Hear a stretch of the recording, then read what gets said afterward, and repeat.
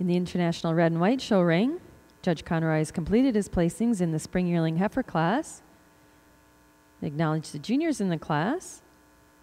Our second place junior is entry number 2716, Raincrest LB Loca Red, exhibited by Andrew Reynolds of Corfu, New York.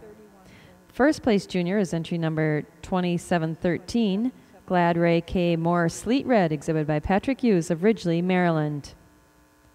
Placing third in the class is entry number 2704, Kawartha Absolute Tegan Red, exhibited by Joe Nash and Amanda Flansburgh of Albion, New York. Second in the class and also winning the Bred and Owned Award is entry number 2717, Reitben T. Copper, exhibited by Reitveld Dairies and Grayson Schmidt of Baraboo, Wisconsin.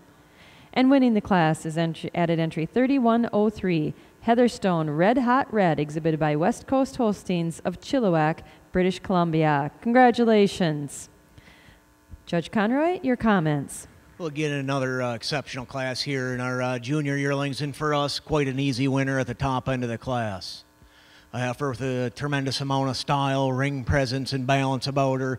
And it is her height of frame, width, length of frame, her openness all the way through that rib structure that carries her over the heifer in second. The second place heifer, very similar made heifer. She fits in with that first heifer. She's clean, extremely stylish, silky hided, and it is her angularity from end to end, the cleanliness up through her head and through her hide today that puts her over the heifer in third.